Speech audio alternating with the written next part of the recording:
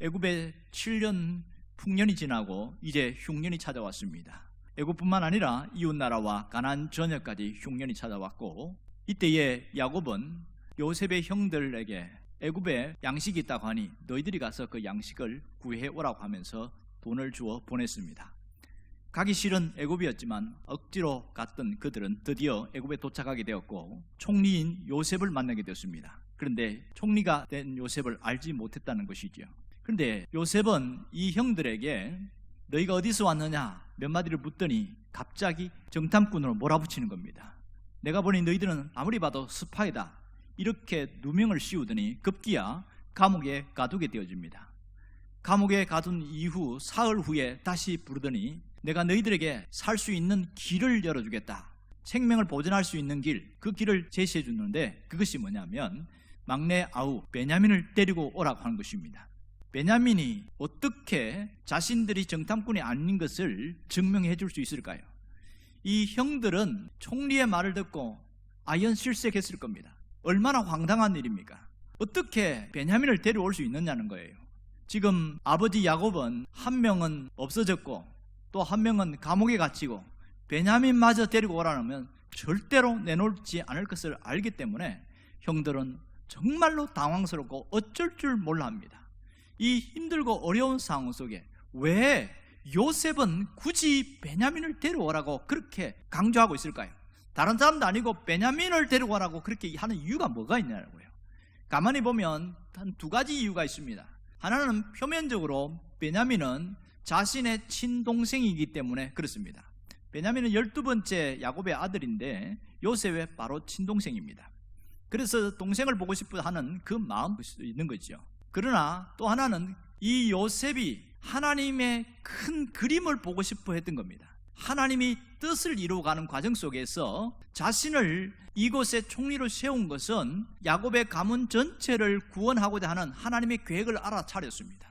그러기에 요셉은 어떻게 일이 이루어지는가를 알기 위해서 먼저 베냐민부터 데려오라 이렇게 말했습니다. 사실은 성경을 보면 하나님의 큰 그림이 창세기에 나와 있는데 아브라함에게 이런 약속을 하십니다. 내 자손이 이방의 객이 될 것이다. 그들을 섬기겠고 또 내 자손이 4대 만에 다시 돌아오게 될 것이다. 이 어마어마한 약속을 하신 적이 있거든요. 요셉은 그걸 아는지 모르는지는 정확하게 모릅니다만은 그러나 자신이 이곳에서 총리가 되는 이유만큼은 분명히 알고 있었습니다. 그래서 이 하나님의 뜻이 어떻게 이루어지는가 그걸 알기를 원했던 것이죠.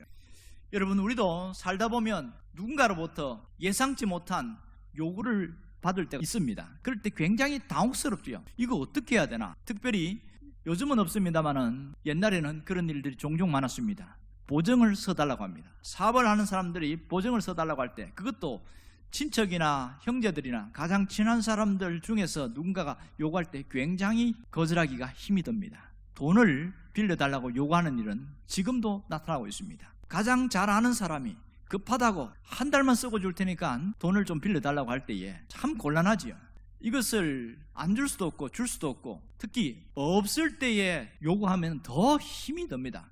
문제는 하나님이 우리에게 혹시 이런 부담스러운 요구를 하게 되면 여러분은 어떻게 반응하십니까?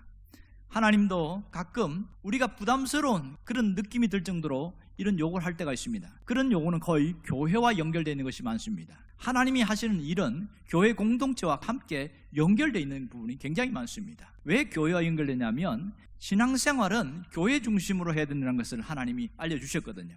그래서 하나님을 어떤 분인지를 아는 것은 교회를 통해서 알고 또 어떻게 하나님을 잘 섬기는지도 교회를 통해서 하나님이 알려주셨습니다. 그래서 이 교회는 신앙훈련하는 장소요, 하나님을 잘 아는 베이스가 되는 장소이기도 합니다. 그래서 하나님은 우리에게 이런 부담스러운 요구를 할 때가 가끔 있습니다. 그것이 비근한 예로 뭐가 있을까요?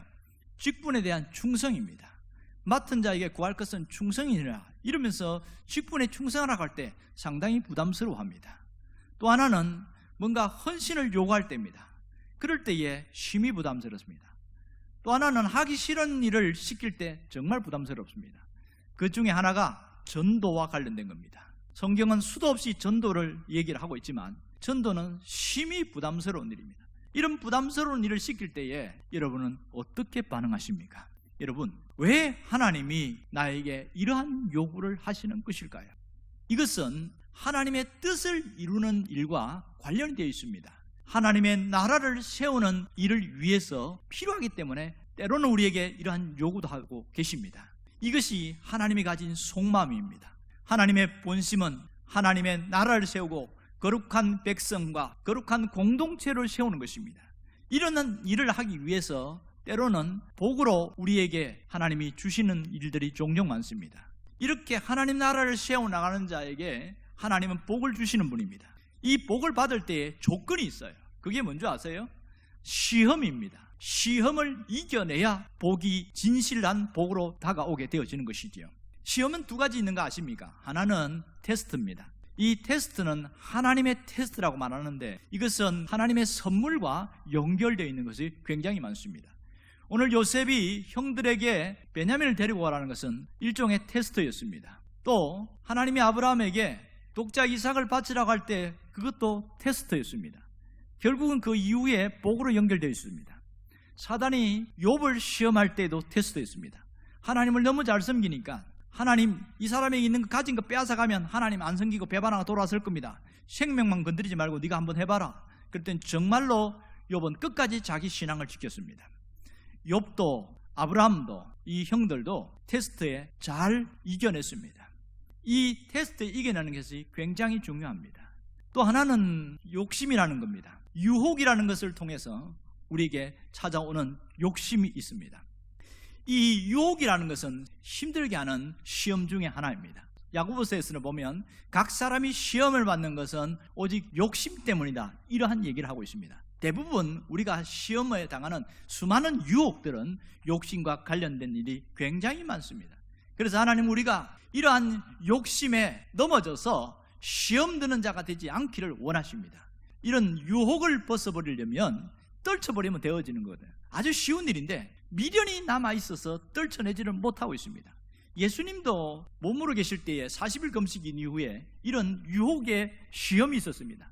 너무 배가 고플 때에 사탄이 주변에 있는 돌들을 보면서 너는 능력이 있으니까 이 돌들을 떡으로 만들어 먹어봐라, 그렇게 이야기합니다. 그때 단호하게 거절하십니다.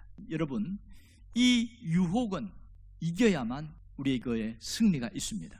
하나님의 테스트이든지 유혹이든지 다 이겨내야 우리에게 복이 되어집니다. 이겨내는 것을 뭐라고 하냐면 믿음의 사람, 이렇게 말합니다. 사실 이것을 이겨낼 수 있는 것은 오직 믿음밖에 없습니다. 믿음이 있는 자는 모든 것을 이겨낼 수 있습니다. 그래서 성경은 너희가 믿음에 서 있는지 너희 자신을 스스로 시험해보고 그 믿음을 확증해라, 이런 얘기를 하고 있거든요. 여러분, 하나님은 우리에게 소망을 주시는 분인 것을 잊지 않기를 원합니다. 가끔 하나님은 우리에게 근심과 어둠을 주는 줄 아는데 절대로 그렇지 않습니다. 하나님이 주시고자 하는 것은 근심이 아니라 소망입니다. 하나님은 장래에 소망을 주려 하십니다, 이렇게 말씀하고 있습니다. 오늘을 살아가는 우리가 어떤 신앙을 가지고 살아야 할까요? 그것은 하나님의 섭리를 믿고 따르는 신앙입니다. 이것을 줄여서 섭리적 신앙이다, 이렇게 말합니다. 하나님의 계획하심을 믿고 하나님이 내 삶 속에 일하심을 믿고 나아가는 신앙을 섭리적 신앙이라고 합니다. 이 섭리적 신앙이 있을 때에 좋은 일이든지 안 좋은 일이든지 모든 것이 합력해서 선을 이룰 줄 믿는 겁니다. 선을 이루시는 하나님, 오늘 내게도 좋은 일이 있게 하실 줄로 믿습니다. 이 고백이 섭리적 신앙을 통해서 나타나게 되어집니다. 여러분에게 이 믿음으로 승리할 수 있기를 주의 이름으로 축원합니다. 기도하겠습니다. 우리와 함께 하신 하나님께 감사드리며 온전히 모든 시험을 이기고 하나님의 뜻을 이루는 자로 세워지기를 원합니다. 예수님의 이름으로 기도합니다. 아멘.